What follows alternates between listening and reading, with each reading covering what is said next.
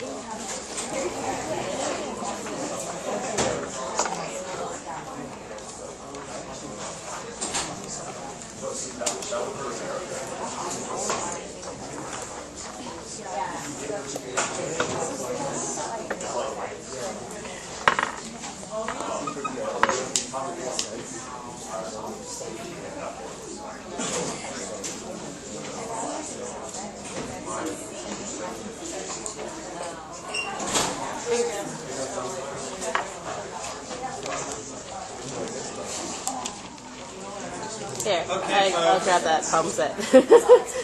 Let's get started. Are we recording also? Yeah. Yeah, cool.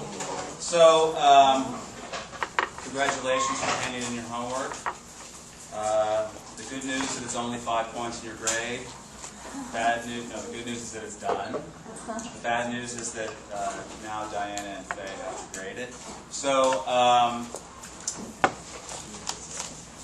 let me go through some logistical stuff, and then we'll get on to more lecture stuff. First of all, any outstanding questions? Like, oh, please explain the economic recovery package to me. Nothing? Anything out there right now? Yes. Do you have another blog called like the Great Recession Conspiracy or something? I am. The Great Recession Conspiracy is a book written by a friend of mine, and he may be the co-author. And I said, all right, fine. So he runs that blog. I actually literally have never looked at that blog. But if you enjoy it, then go for it. Because I do political economy, I've been paying a lot of attention to that particular macro economy aspect, the idea of Henry Paulson calling his buddy at Goldman Sachs and asking what? We don't know. We have the idea that they had a conversation. So this is all about the bailout and Wall Street and Main Street, all that stuff. So, if Henry Paulson, who was a former, I think he was a former head of Goldman, goes to work for the government, and then the government has a package that happens to benefit Goldman a little bit more than it benefits Merrill Lynch or Lehman Brothers, which is bankrupt now, then is that because Goldman Sachs is actually a firm deserving a better outcome because they're just more clever than anybody else, or is it because Henry Paulson is their friend?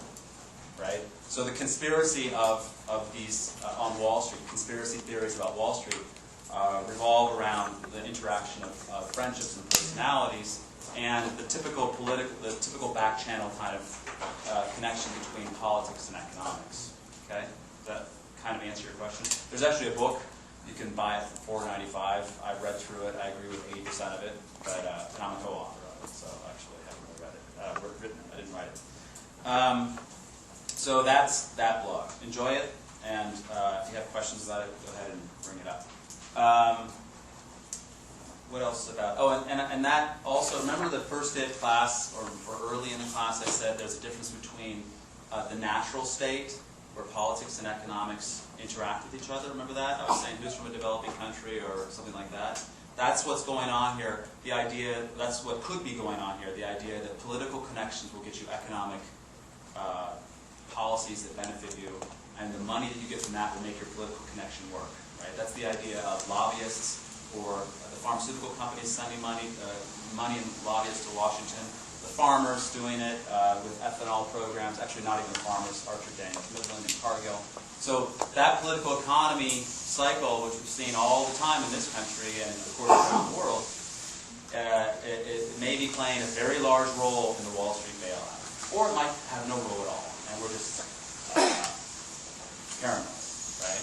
So I personally think there's a lot more politics involved with the economic bailout than maybe there was with the conspiracy around 9/11, but it's not obvious. That's the problem.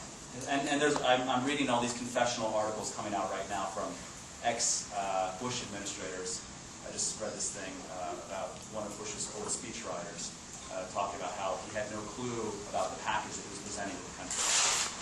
So his idea was like, buy low, sell high. And everybody's like, no, Paulson wants to buy high and sell low. And so the president went out and made a speech. He didn't know what he was talking about. Or he knew what he was talking about, but it didn't match what was going on. So this kind of stuff will come out. And this is the good thing about a democracy, hopefully, better than other places. In the same issue, I was reading about the Russians and the Chechnya war. This is like a little bit off topic, but it's not exactly off topic. And if there was one really strange thing about how Putin got into power, no one had heard of this guy in 1999. Then he's suddenly the leader of this war against the terrorist Chechens who had just blown up a whole bunch of apartment buildings. But that was, in my mind, a complete inside job. That was the KGB. And they blew up their own citizens in order to switch the power over to the guy who was going to lead the war against the Chechens. He declares victory, suddenly he's popular, and he becomes president. Right? Has anybody ever seen Wag the Dog? Wag the Dog? No? Yes?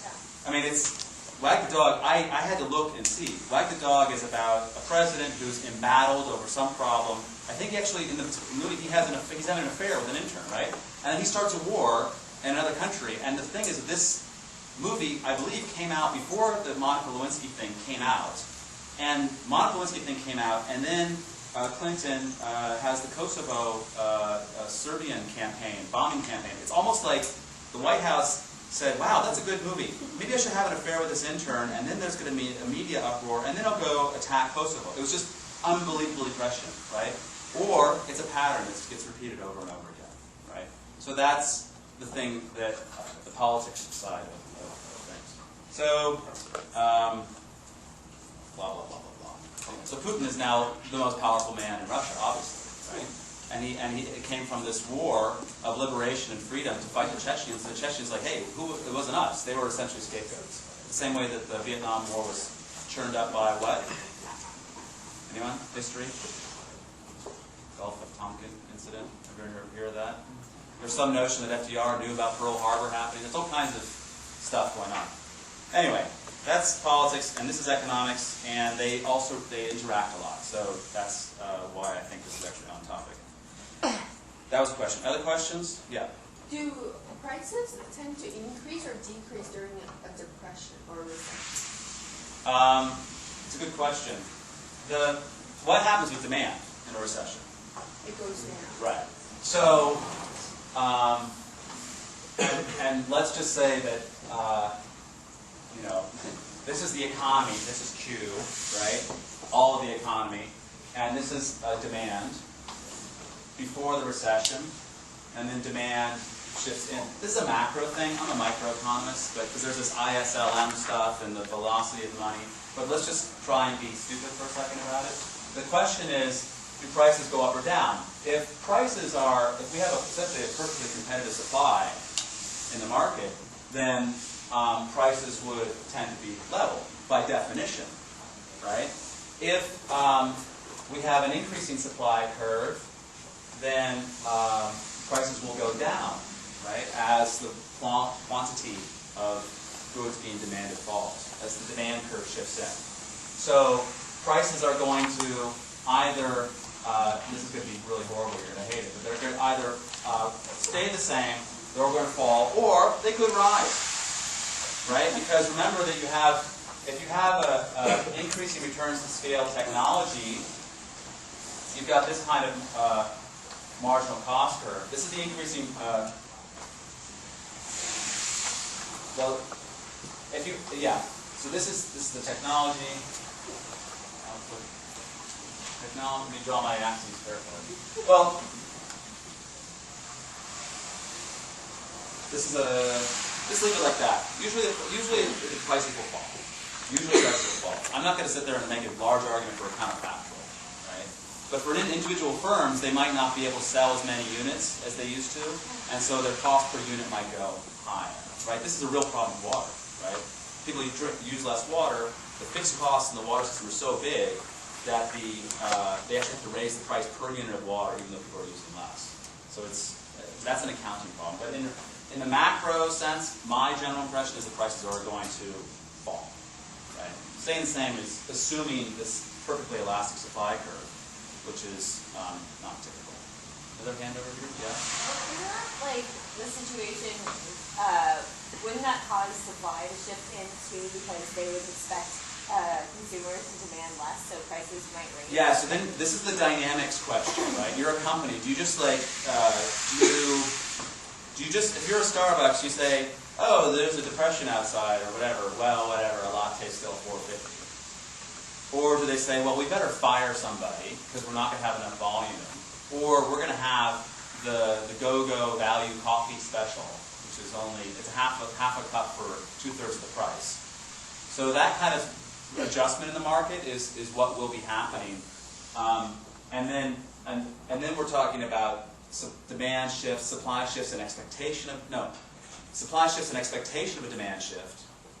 The demand will shift, and that will be accurate or not, right? Because the Starbucks guy might think, oh, I think demand's going to shift in like that. Well, it might be farther than anticipated, right? This might have happened in the housing market. They're like, holy cow, demand is really shifting in.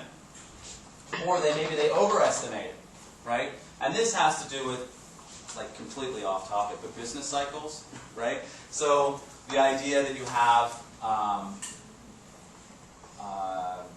change in GDP, and if you have basically a business cycles are just like this. And this is, what is this?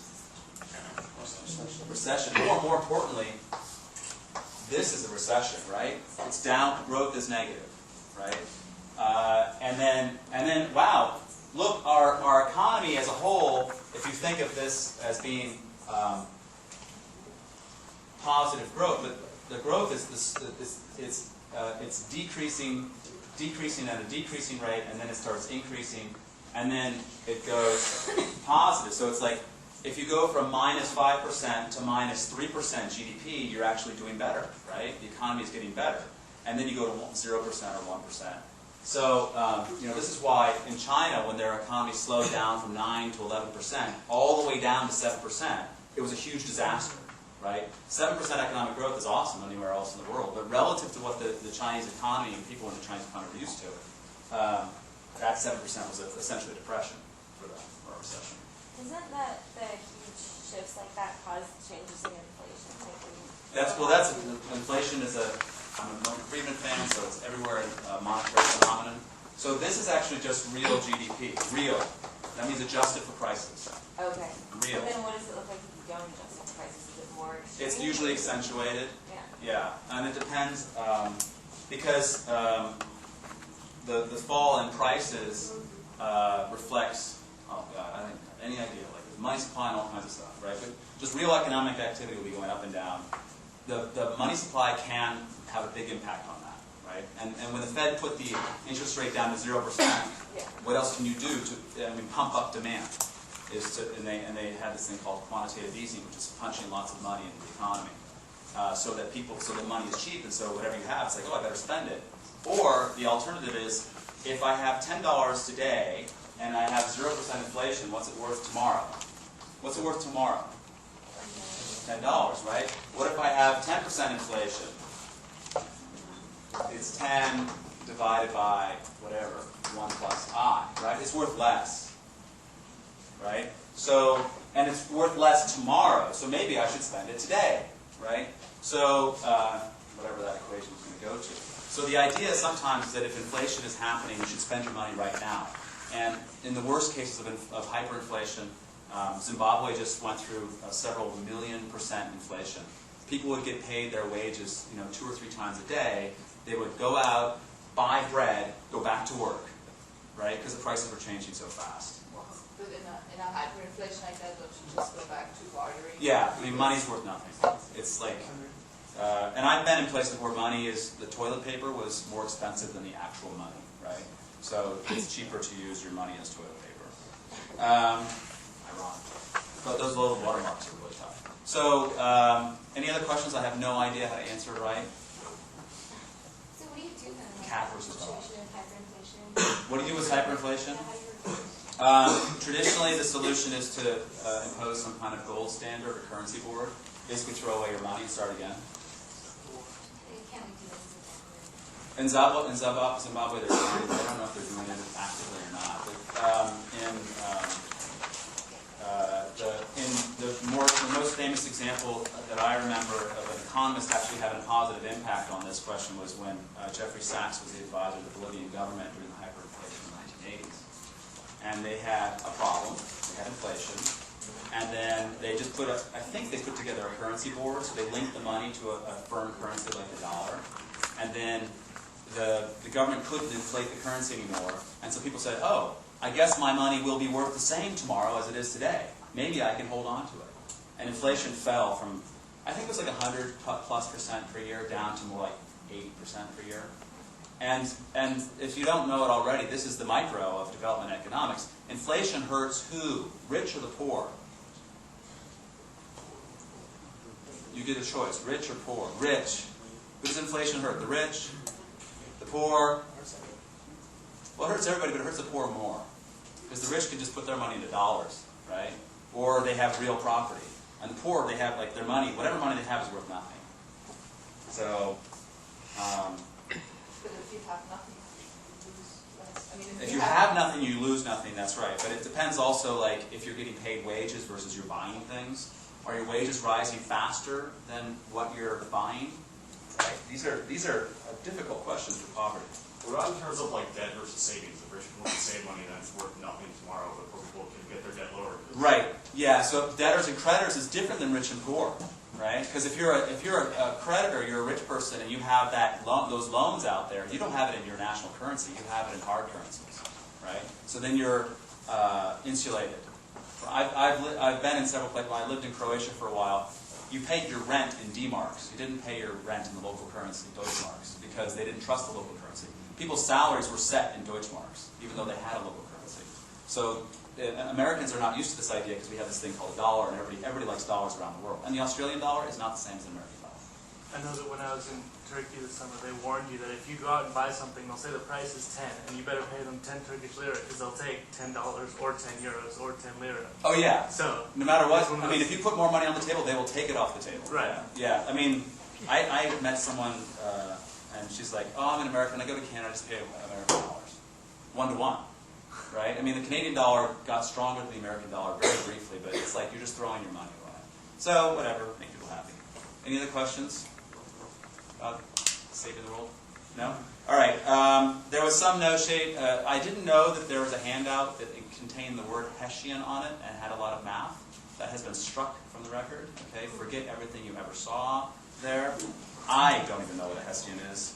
It's something to do with the Prussians or something like that. I have no idea what this means. Okay, so on the blog, some people have failed repeatedly to follow my instructions. Do not send an attachment that is a Word document. Okay? If your attachment is on the email, it should be .txt. That means text. I asked for text. I didn't ask for Word document. I just sent it right back to you. If it's a deadline, you will get 0 points if I don't get to it. And I'm not going to be monitoring my computer at 11:59 on October 1st. Okay? So do not send a Word document. Okay? And have a bottom line. I don't care how ridiculous it is. Bottom line, colon, okay? If you don't have that, I send it right back. That's all of the vetting I'm doing. So someone asked me, oh, will you read it and make sure it's good economics? Like, no. It's going to go on the web, and then everybody gets to criticize it. So if you're worried about your economics, talk to your roommates, or if they know economics. So we can also copy it too. Absolutely, yeah. Copy paste. Yeah. I just want words. I don't want this word crap formatting. Due October 1st. Homework 2 is going to be on all this producer stuff. It's due October 8th, which means that we have to get our act together to make another homework. It'll be similar problems in a way to these problems, but these ones were consumer, that'll be producer. The material that goes, it's due on the 8th, the midterm is on the 15th, so that material will be showing up on the midterm, okay? And because of the lag between grading and handing back, we're probably going to end up handing out an answer key so that you guys have time to check your answers, okay? Or I'll do a tutorial on if it's the 8th, is the Tuesday or whatever. I'll try to do a tutorial on the answer so you guys have a good idea. Okay? And the midterm is still on. I am writing the midterm. Okay? The midterm will look a little bit like your homework and a lot more like all this crap I put on the board. So people that are worried about Hessians on the midterm, it's not going to happen. Okay? Any other outstanding questions before I get to variable cost, marginal cost, and all that stuff? Did you write the homework? No. It was very beautifully formatted in text, which was my favorite typography language. Any other questions? I looked at it ahead of time to make sure it was okay in terms of stuff you should know. All right. So last lecture I screwed up on this discussion of the optimal point for a firm's production in terms of where it was most profitable. And we're going to spend a lot of time today on this word, which means what? Profits. So we're going to spend a lot of time on profits today, and this should help clarify what I made a mistake in. So I think the mistake was something along the lines of quantity, average variable cost, marginal cost, or average cost. So we were looking at its average cost curve, and average cost meaning the average variable cost plus the average fixed cost, right?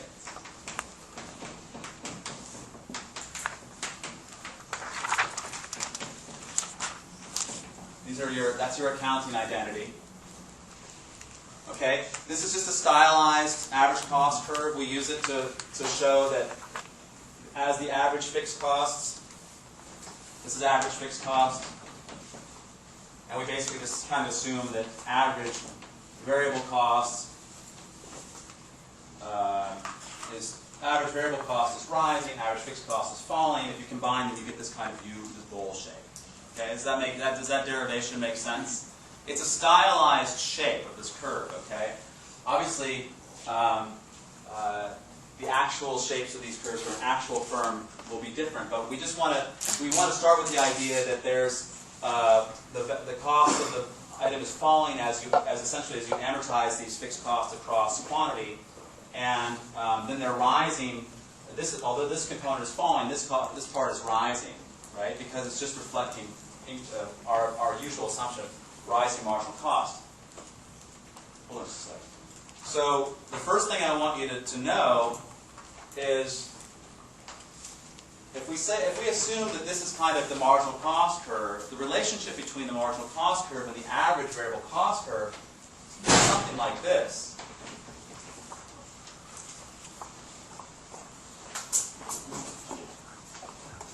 We just take an arbitrary point and we take the average of this MC whatever 1 Q1. MC1, that's the marginal cost there. The marginal cost of MC0 is here, and halfway in between, and this average variable cost curve is going to be tracing that average. So the average variable cost at this point is going to be, this is meant to be, in the SAP terminology, those lines and segments are meant to be equal. Right? It's just dividing that in half.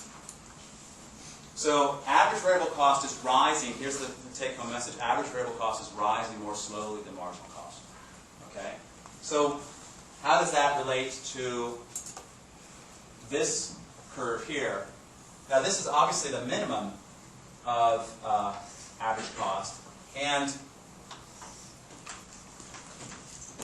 this is what we often do, we economists, in our stylized versions of the way that costs work, is that we have that going through there. Because marginal cost is rising, is always above average variable cost. This is the most important point for you to concentrate on, okay? Or to remember. That the marginal cost curve passes through the minimum of the average cost curve. And what's going on at that point is that notice that the average costs are falling and then they're rising, right? Marginal cost is below average cost, it's below average cost, so it's falling, it's falling. Remember, the marginal cost is the cost of each additional unit. And I don't know if I should do a numeric example of that. I'll get to that in a second. But when marginal cost per unit is above the average cost curve, then it's pulling those costs up. Think of the marginal cost is pulling up. This is always continuously exerting an upward force on average variable cost. If marginal cost for some reason, if this was the shape of the marginal cost curve, then the average variable cost curve would go like this, and then it would level out also. Is that right? No, it would slowly go tangent to here. Okay? Until it would go tangent. So these curves and the relations are they're very hard to get to understand the first time you see them. Hopefully this is not the first time, but if it is, you're going to see them more and more. But just keep in mind the idea that the marginal cost this is the cost of producing this unit here. Okay, that's the marginal cost of Q1, and the average variable cost is that particular small cost plus all of the other marginal costs that were on the way, right? So that's just the average. If you have to put in a number, go ahead. This is 4, this is 0, and so this is 2. Okay? Yeah. You know the intersection up there? Yeah. Can we see that on the bottom graph? Good question. That point, it actually depends on the calculus, because I think it's going to be the point where the increase in the average variable cost is identical to the decrease in the average fixed costs. So it's not when they two. It is not when they both cross. This is not important as far as that's concerned. Okay. That, in fact, is not important, period. Neither is this. Okie dokie. Now, so you had a question? Yeah, I don't understand why the average variable cost is rising and not a straight line. Because, well, in this particular example, marginal cost is rising. Right? If marginal cost is flat,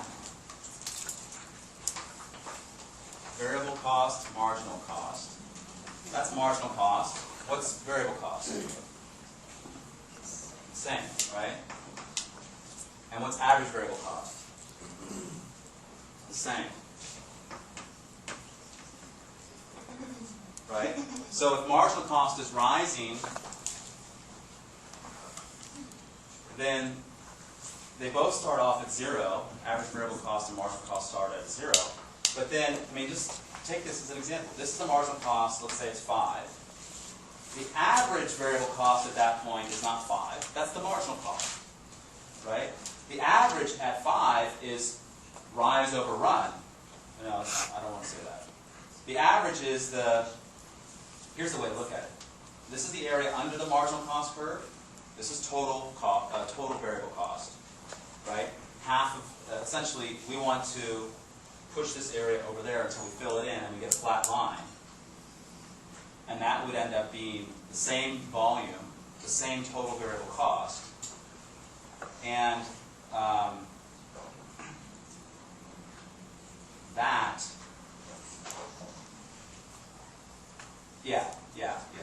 and that is how we would get this average variable cost curve, right? The average variable cost at this point times the quantity is also that volume. This is actually a useful way of seeing things, right? But remember that average is taken across all your units, and variable is just for the last unit, or marginal is just for the last unit. Marginal, on the margin, the last one. Okay?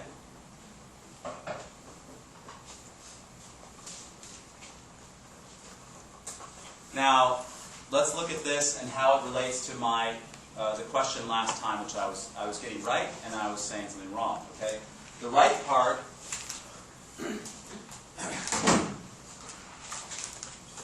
So let's use this bowl up here. Average cost, marginal cost, and the question is, where is it most profitable for that firm to produce? Well, let's say that this is price. Is this company a price taker or a price maker? Price taker, right? Because as quantity changes, quantity I, so I've got MC, AC, and price on this. This axis has MC, AC, and price on it. So as a price taker, this line represents, what's the other word for price on this line? In terms of a profit maximization decision. Marginal revenue, right? Marginal revenue equals marginal cost, where?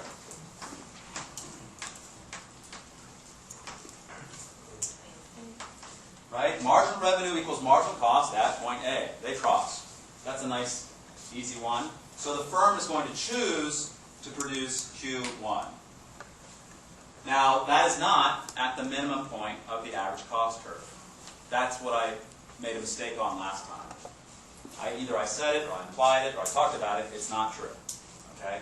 The firm, a profit maximizing firm, will make a decision on how much to produce based on the relationship between marginal cost and marginal revenue. Now, what's clear is that this is an area between the minimal point and the actual decision. Average cost has risen, but that's no biggie. That doesn't matter. What matters is the relationship between marginal cost and marginal revenue. Right? At that point, Q1, the marginal revenue is P, the marginal cost is P. To the left, to the right of that, producing more. Let's say here. Let's say you produce this much here. You've got a marginal cost of producing a unit that's far larger than marginal revenue, right? That is making a loss. You do not want to do that as a firm. You do not produce that far. You stop at this point, Q1, which is a star, Q star.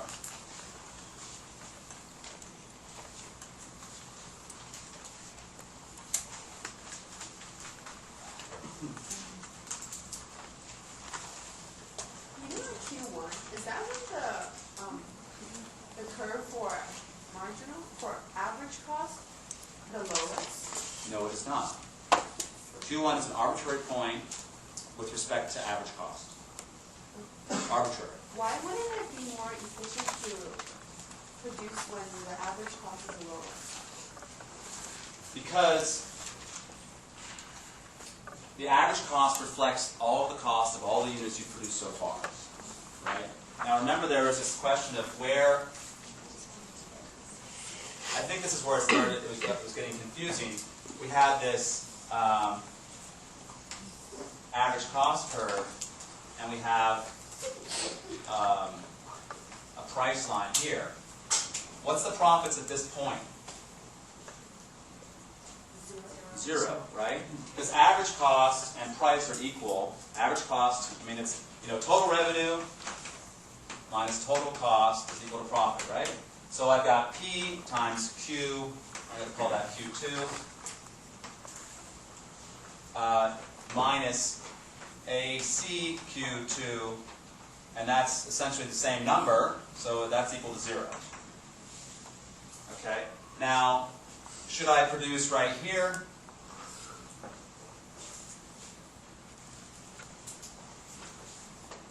That's where the average cost of all the units so far is the same. Sorry, is minimized, right? But the question really is, that's kind of like, so this is why I gave this example here.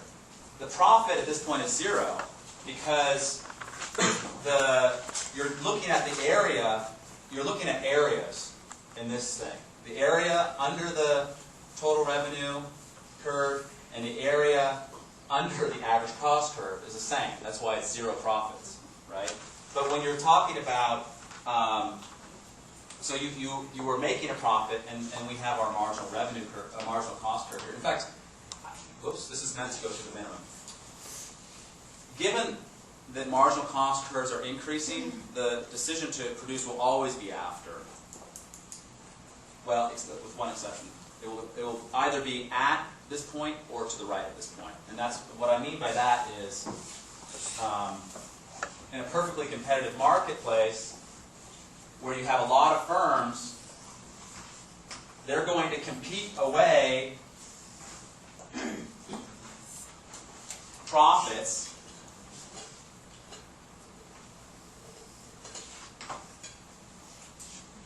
so that the price falls, and they're just making an economic profit of zero. Okay, this is perfect competition, and in the long run, I'm going to talk more about that.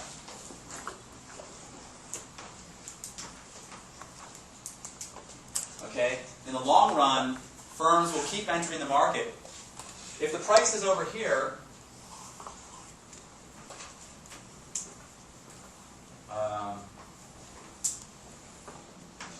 if the price is higher, okay, at this point here, is the firm making a profit or not? Yes, it is making a profit. So, Q2, Q1. At this point, Q2, marginal revenue and marginal costs are equal, so that's the profit maximizing decision. But the price here times the quantity is this box here, and the cost is taken off of the average cost curve. Okay? The cost is either going to be this point here all the way over, all the way down, so it's a rectangle, that box, or it's going to be the sum of all the marginal revenues under the marginal revenue curve. Right? The only thing the thing that's obvious here is that the difference between this and this is greater than zero, so this entire box here is profits for the firm at that point. Okay? If there are profits, then another firm says, ooh, maybe I should enter the market.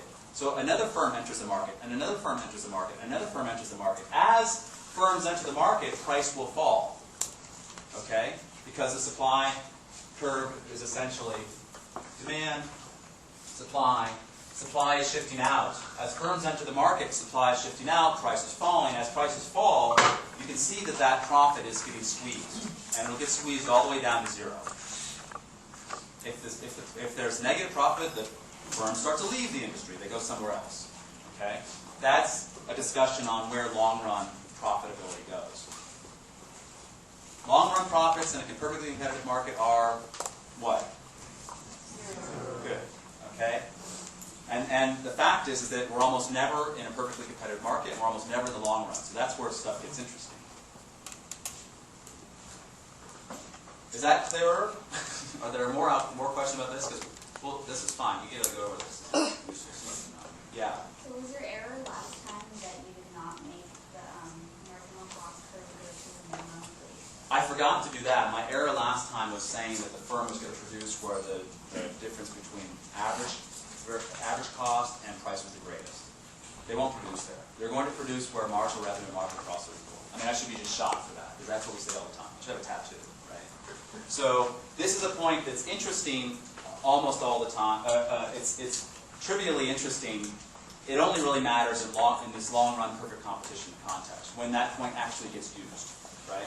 Until then, all we know is that the marginal revenue curve, or marginal cost curve, passes through the minimum of average cost. It's not necessarily by construction. It makes sense from an economic decision perspective. Question? Yeah. So, wait a second. I remember. So, what would be the optimal use then? Under MR2 or MR1? Yeah, I guess both. Where would it be? Where marginal revenue equals? Yeah, that's always the optimal point. Okay, and I'll do some math and I'll show you that in a second, because it's kind of cool when you see it explained more. Yeah. So the minimum point of average cost, all we have to observe from that point is when average cost is falling and it's rising, like the inflection point. Yeah, that's an inflection point, and it just so the inflection point shows up because we know that average fixed cost is always falling, and we assume that average variable cost is always rising because we have a rising marginal cost curve. So the combination of falling and rising is you're going to have an inflection point somewhere, right? It turns out to be an accounting identity that marginal cost curve will pass through the minimum. And that's helpful in terms of doing analysis. Because you can just say, if I say, where's the equilibrium point, keyword, in a long-run competitive market, you'll say there. You don't even have to do any math, calculus, nothing. It's just right there. Okay? But at all points, it's going to, at that point, you have to say, oh, marginal cost equals marginal revenue. What about the other optimal point? Marginal cost equals marginal revenue. But the marginal revenue might be moving around, right? The marginal cost curve is static in this. The marginal revenue is moving around because of that entry. The price is falling and rising. Okay? Yeah. Good. Yeah. So where MR2 and AC intersect, that's MR2 and AC intersect. No, because the production decision with MR2 is what? What Q? What Q would the company produce given MR2?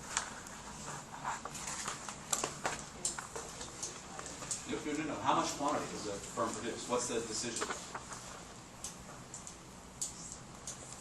Marginal revenue equals marginal cost, but where? Right here, Q2, right? So this point here, is that what you're talking about? That point's just like, whatever, it's out there, trivia, right? So this point determines this quantity. The fact that this point, and that point, and all these other points exist does not have any impact on the decision of the firm. Yeah? But if we weren't in a profit-maximizing society, in a profit-maximizing firm, and we just wanted to produce as much output as possible, Yeah. breaking even, then we would produce at that point there. That's right. So if we were a socialist, then that's where we would. Yeah, that's the theory. That's the theory of effective regulated utilities, right? The theory is that they'll be breaking even, right? It turns out that it's very hard to manage that. Like, if you're only breaking even, then do you care about cost increasing because you can just go raise your price? I mean, there's all kinds of interesting dynamics, but that's from a social welfare perspective. And I'll get to that in a second about pricing power. So I'll get back to that. Any other questions on this stuff? No texting. All right. So, except you were just doing calculations of this thing, right? Drawing marginal cost curves on my phone. Any other stuff on this BC, AC, MC stuff? MC hammer? He was not a marginal cost hammer. Okay, so let me segue right into more on profits.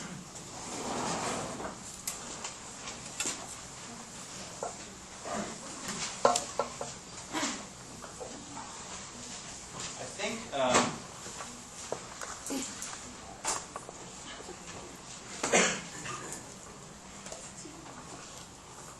Okay, well, I'm going to give you a couple examples. I'm going to this 4 here, and then I'll go back to 3. I want to give this example because it'll make things more concrete. The profit decision. So profit, we define as total revenue minus total cost. Okay. Now, if we have a perfectly competitive firm, does a perfectly competitive firm have any impact on the price in the market? No. Good. Price is exogenous, right? Price, now I'm calling it the profit of firm I, okay?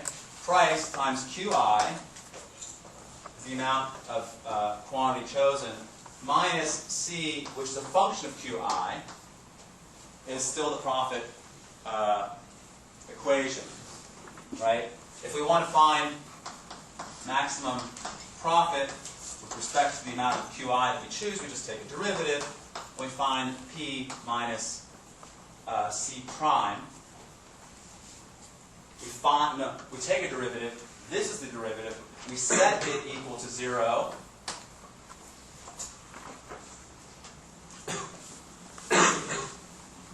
And then we solve. We find that P is equal to C, or marginal revenue is equal to marginal cost, C prime.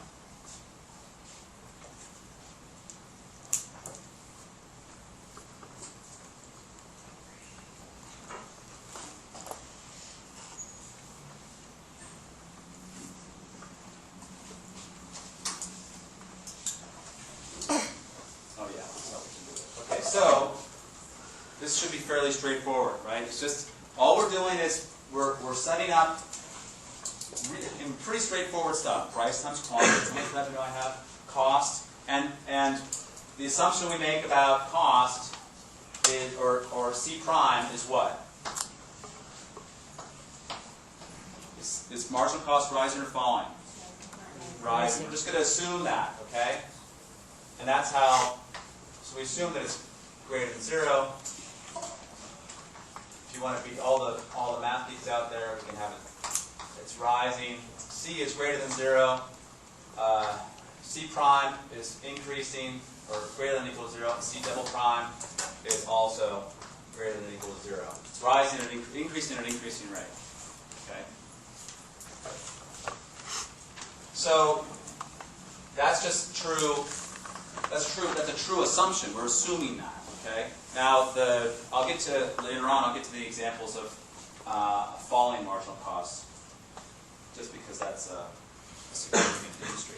Now, next to that, let's look at this is perfectly competitive firm. A monopolist. Does a monopolist have an impact on the prices? Yes. Yes. Good.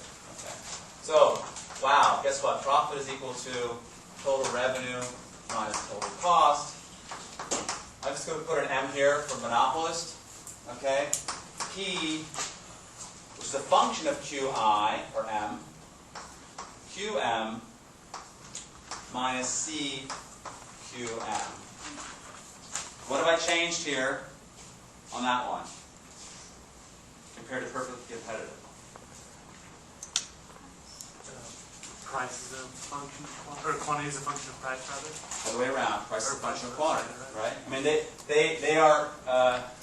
This price is no longer exogenous. The price is endogenous, right? The price is determined inside of the equation.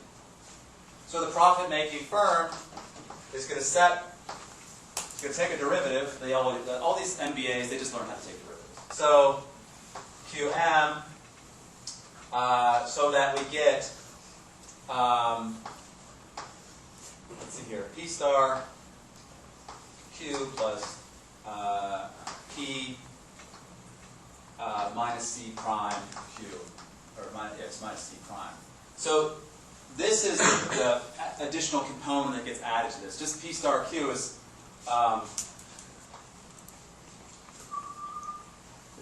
has to do with calculus, the chain rule, or whatever, right?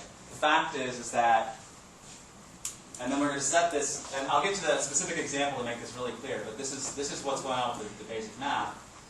So we set that equal to 0, and now we've got, I'm just going to, P prime Q plus P equals C prime.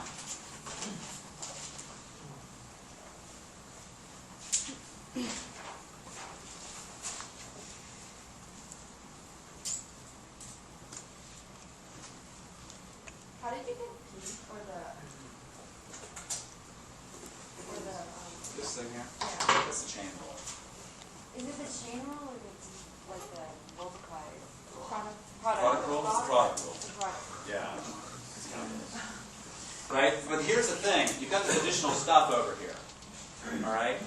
So, if the marginal cost here is, whatever, say it's 1/2, and over here, what's price going to be?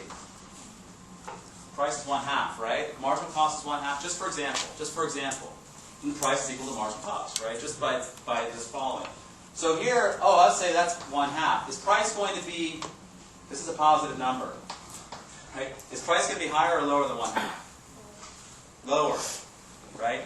The firm, by producing in the market, is actually lowering the price. Okay? And I'm going to give you a graphic example so you can see it. But every time the firm puts another unit in the market, the price is falling. That's because the firm is affecting price. Right? By adding supply to the market, or by meeting demand, the price is dropping. And let's look at an example of that to make this abundantly clear.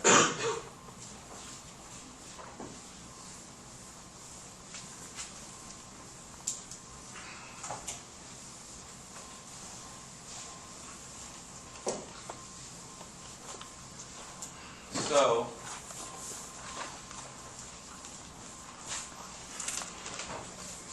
over here, let's just say I'm going to make a cost. So for both of these firms, C of Q is equal to Q squared, right? C prime is equal to what? 2Q. 2Q. Taking a derivative, right? So that looks like this. This looks like that.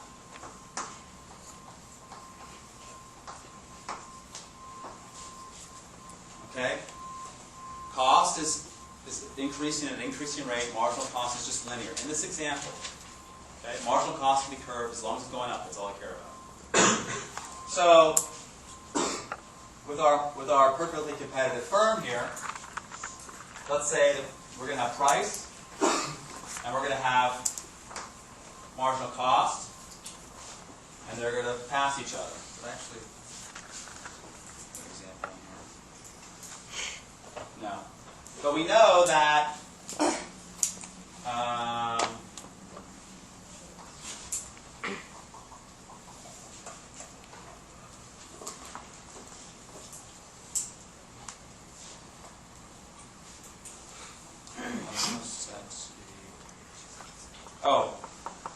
well, let's just make this p is equal to 1. Okay?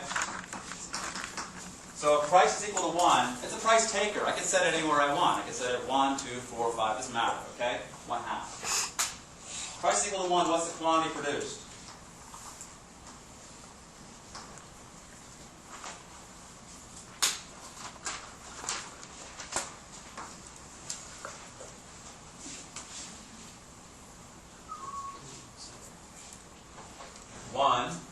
Equals 2Q. Q equals 1/2. Right?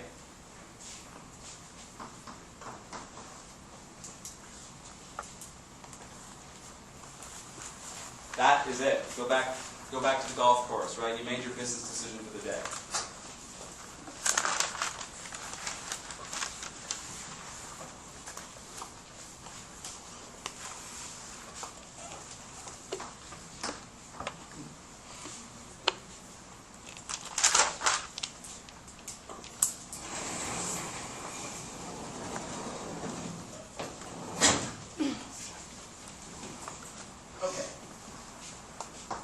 Total revenue equals what? 1. Right? P times Q. Total cost equals what?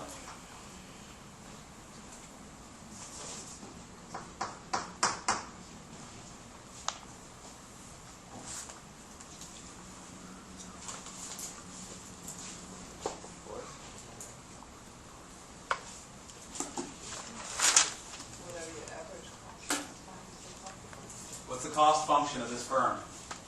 1/4. What's the cost function of the firm? That's right. Okay, Q squared. 1/half squared. So profit of the firm is 1/4. Okay? Is that equal to area A or area B? Area A, right? The area above the marginal cost curve and below the price curve. What's that also called in our Econ 1 language? Producer surplus, right?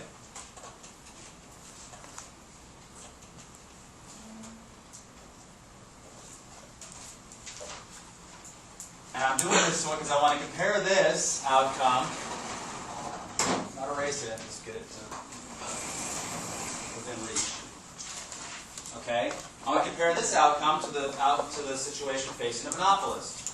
I remember that the vast majority of the world is oligopoly. It's in between these two, right? But these extreme cases are meant to teach you what's going on. Oh, and I said this to someone in office hours, to give you intuition. So the thing that drove me crazy when I went to grad school is the professor said, oh, use your intuition. Intuition is not this, in economics, is not the stuff that you're born with. You know, like I like sweet food or I want to sleep on Saturday morning. Intuition is what you learn in economics. So I'm trying to teach you the intuition, right? So this example is about that.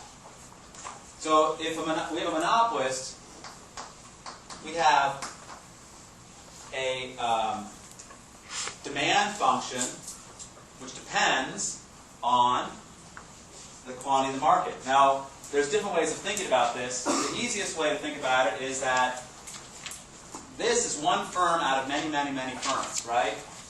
I of many. There's many firms. This firm, there's only one firm. In fact, I'm just going to change this Q and make it a capital Q to represent the market or the monopoly. So I'm just going to keep the scale here. 1, 1. That's the demand. In fact, I'm going to change the scale. Sorry. I'm going to use all this area.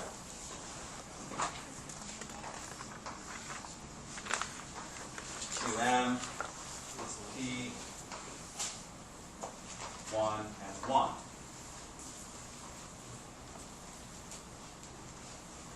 So when you're talking about I, do you mean that graph right there? This is I. This Wouldn't is that be M. the monopolist instead of the many? What? Is that the graph for the monopolist? No. Oh. This is all perfectly competitive. Everybody got that? One column, perfectly competitive. Next column, monopolist. I'm trying to compare them side by side. Okay.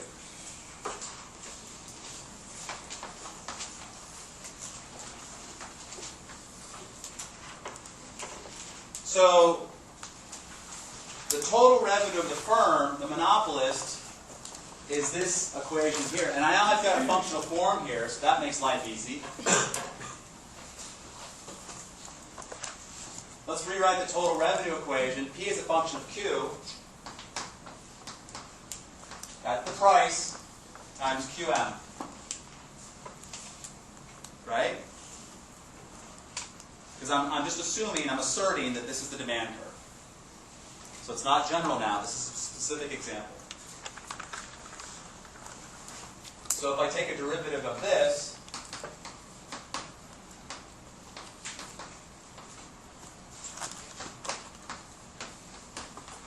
I get that. What is that?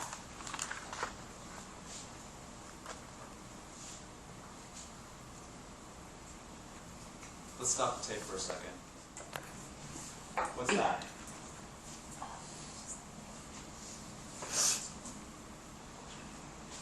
This is a total revenue function. What is this? Marginal revenue function, okay? How do I draw that, right? This is 1 minus QM. This is 1 minus 2 QM. How convenient.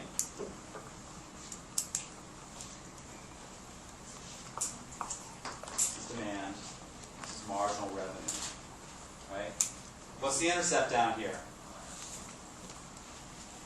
When price is 0, what's quantity? 1 what? 1/2, right on. Just as a matter of technique, if you ever see, and you will, in this class, from a demand curve, the marginal revenue curve has got the slope that's twice as steep, okay? It's just pure math. If it's linear, linear to linear, okay? Now, let's use the same cost curve, same marginal cost curve.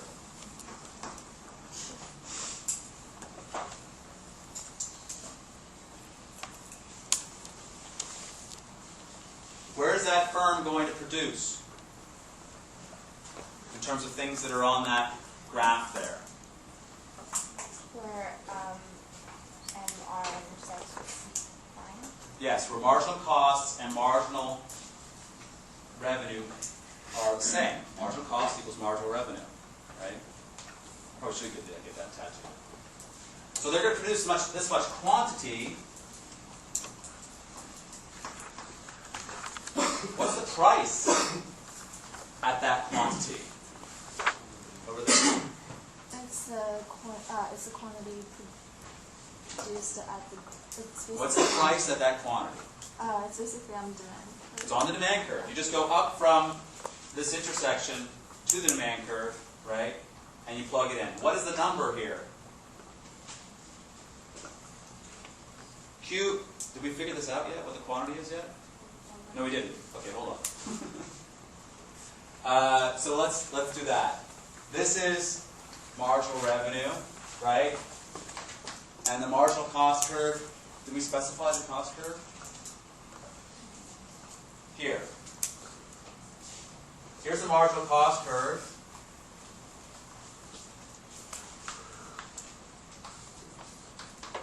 Can somebody solve for that and tell me what QM is going to be? 1/4. Price is going to therefore be what? 3/4, right? This demand curve is 1 minus QM. QM is 1/4. 1 minus 1/4 is 3/4, okay?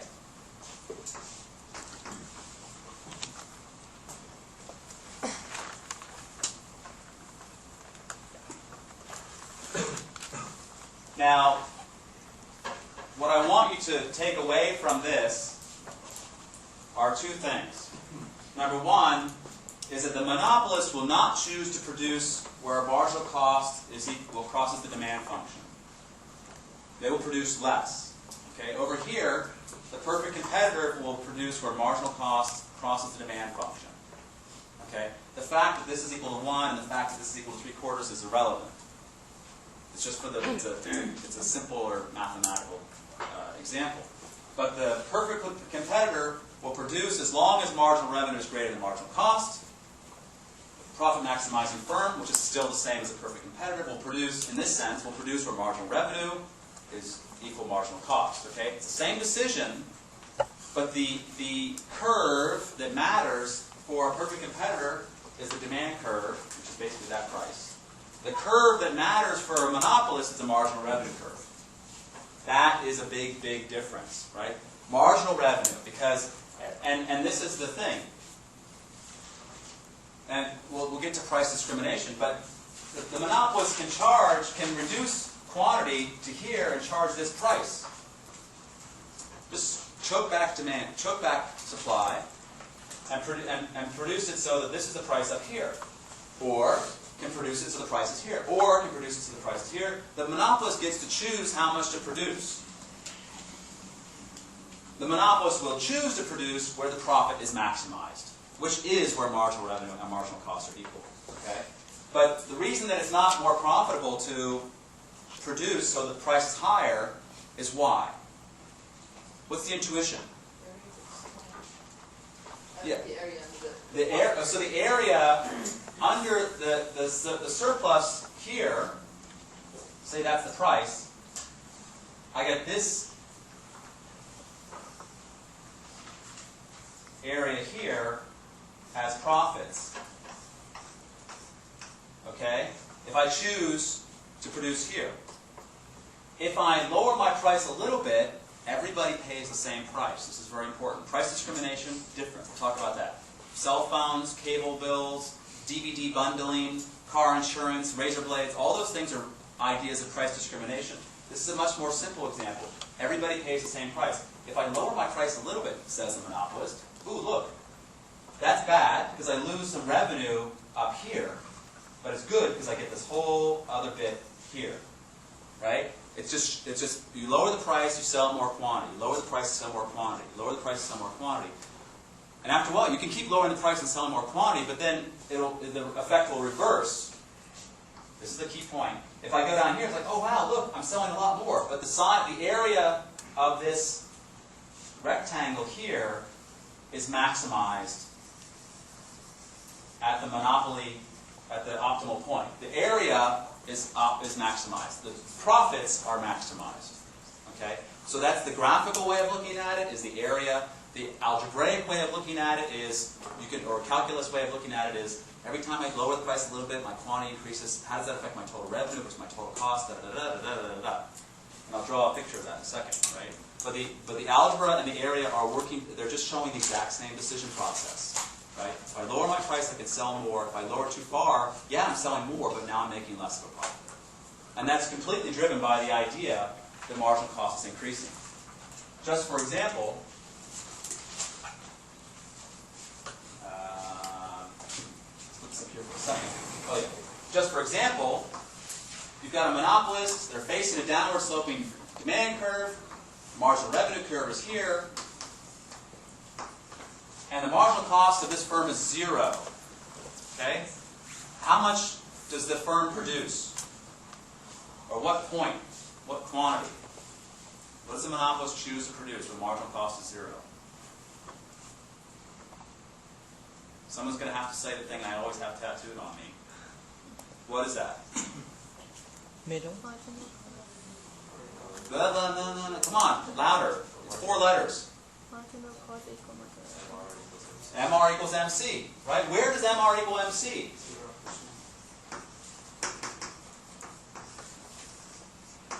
I should have 5 questions on the exam and say that as the answer, right? Marginal cost is 0. Where does marginal revenue equal 0? On the axis. What part of the axis? I've got 1 and 2. Which part? Which point? 1, right? Marginal revenue curve crosses the marginal cost curve. Right here. Bang. There's my price. It happens to be 1/2 because of this 1 minus Q construction. Okay? So this, for a monopolist, is the optimal point of production. And all of this is profit to the monopolist. Consumer surplus is that area A, above that line. Typical scenario. What's happening with so-called deadweight loss, social costs? Are they greater than 0 or equal to 0 in this construction? It's a monopolist. The deadweight loss is greater than 0. It's equal to area C, right? The marginal cost is 0. I could produce all the way out here to point 2, couldn't I? The cost is 0, so that's fine. And I'm lowering the price and lowering the price and lowering the price, says the monopolist. Oops. My profits are falling, but social welfare is increasing until, when you get down to price 0, A plus B plus C is equal to profits? Yes or no? Is that profits for the firm? No, right? Is that is that the consumer surplus? Is that the social surplus? Yes, right? Consumer surplus plus producer surplus is equal to social surplus, right? So if you're a regulator and you're looking at the situation, you're like, hey, there's a monopolist here. What we want to do is we want to push their output from 1 to 2 so that they produce more, so that society is better off. Unfortunately, the monopolist doesn't want that. The monopolist pushes back, right? I want profits. So that's that tension essentially between 1 and 2. And it's also called the tension between bargaining and efficiency in some circles. Efficiency is at producing at point 2. The bargaining result or monopoly strategic result is producing at point 1. Yeah. Sorry, what are those 2 curves represent? This one here is the demand curve, and this is the marginal revenue curve. The marginal cost curve is 0. It's just flat along the axis. Right. That's just for the sake of an example, simplicity. Any other questions on that? I'm going to keep going along, but I'm not stopping on the topic. But any questions on that? So where were we here? The firm. Walk out. The firm is dealing with this situation right here. Lots of little messy areas here. They're producing QM is equal to 1/4, right? What's profit for this firm?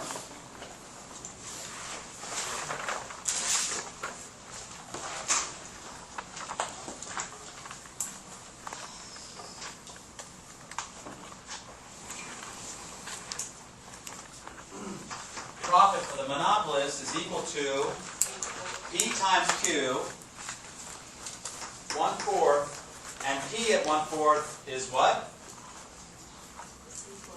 3/4 minus total cost. Total cost function is around here somewhere. It's Q squared, right? Total cost is Q squared.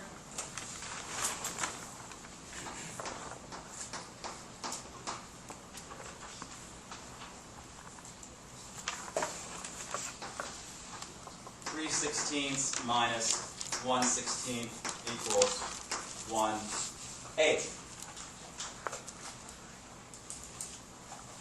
Now, 1/4 versus 1/8, completely irrelevant. Okay? I'm using numeric examples so you guys can understand what's going on.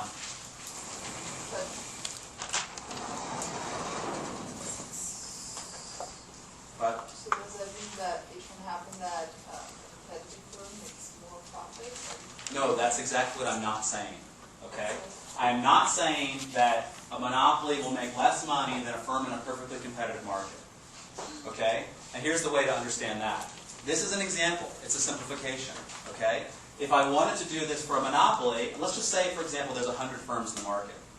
And each of those 100 firms is making a profit of 1/4. Okay? And they have this demand function here. Then this firm would replace 100 firms. Right? And then they will choose against aggregate demand, right, how much to produce. And this could be, instead of being 1/8, it could be my 100 times, it could be 25, right? Right? Or 12.5. If I keep the scales exact, but it doesn't matter. The monopolist is facing the entire market, right? The perfect competitor has a little segment in the market. Okay? So the number 1/8 and 1/4 are, the relationship between those two numbers is completely irrelevant. What matters is that the 1/8 is the result of this profit-making decision facing this demand curve. Okay? I mean, notice that I have prices equal to 1. I just set that demand is equal to 1, right? So I could have set that equal to 4 or 5. It didn't matter. I just set these up. Okay? So the lesson of this example is that the monopolist makes a decision on how much to produce based on marginal revenue equals marginal cost, but the marginal revenue curve for the firm is a downward sloping curve, right? The marginal revenue curve for a perfectly competitive, for the monopolist, is downward sloping marginal revenue curve. The marginal revenue curve for a firm, for a perfectly competitive firm, is just a flat line. It's that price. Does that make sense? Okay. And that's the decision they make. Now, let me draw this a different way.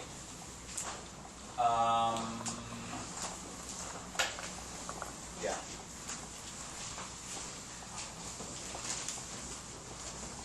That was the algebra, right? Let's just do a little graph showing profits .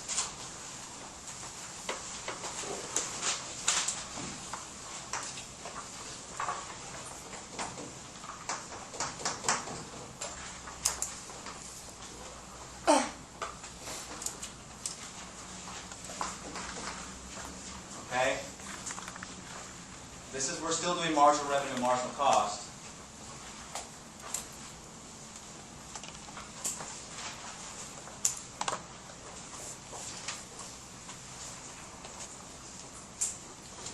Oh, let me just for the sake, temporarily here. Let me draw in.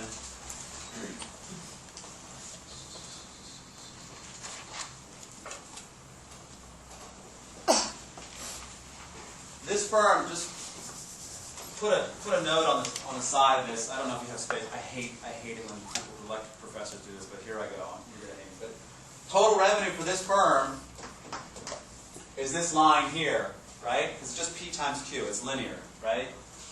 The cost function is like this. Total cost. Okay. This is a reminder of what happened in the last lecture. Is the firm going to produce at point A or point B? Huh? Point A, right? Total revenue equals total cost, profit is equal to 0.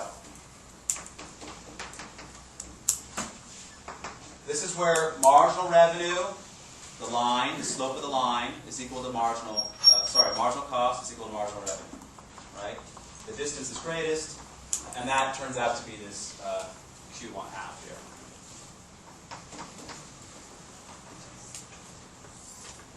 Right, now for the monopoly, just to keep this idea complete, it's going to be something like this, right? Because total revenue is going to fall off as you produce more because you're dropping the price. And you want to get to the point where this line and this line are parallel. Again, where marginal revenue and marginal cost are equal.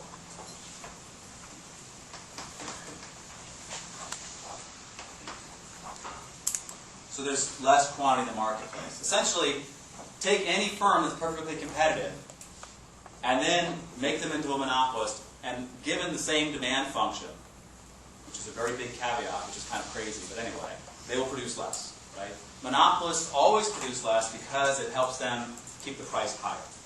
So that's just as an elaboration on what's going on with the shapes and the curves and the parallels and stuff like that. So let me quickly finish this up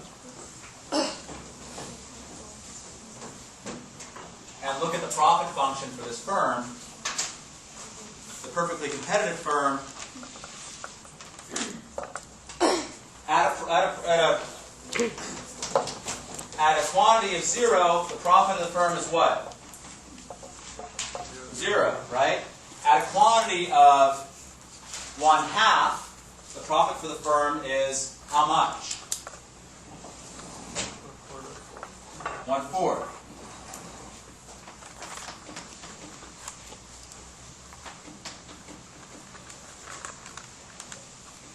Right?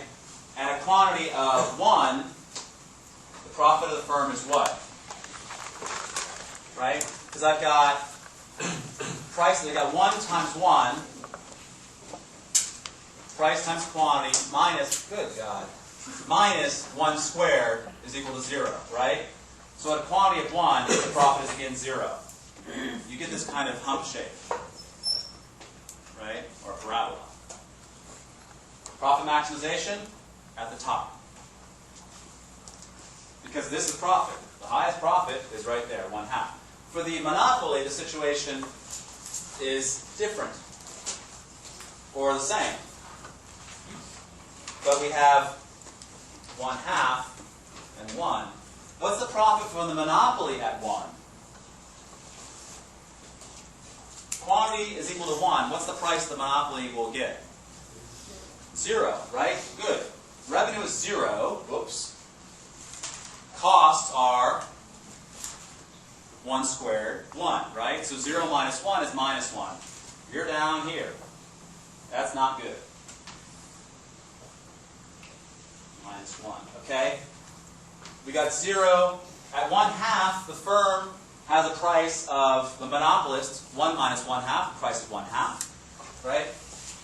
1/2, 1/2, minus 1/2 squared, 1/4 minus 1/4, oops, that's 0. Now we know that the profit maximizing quantity is 1/4, and the profit there is 1/8, right? So the monopolist, again, has a hump-shaped profit function, but the quantities are pushed over, right? The profit maximizing quantity is again at the top, which of course is drawn to scale, that's 1/8. That's the top. Profit maximizing quantity is 1/4. At 1/2, profit is 0, right? If you think this is the perfectly competitive firm, then they become a monopolist, they're going to choke back quantity supplied, make more money selling less goods. Okay? We're out of time for today, and that's it. See you guys on Tuesday.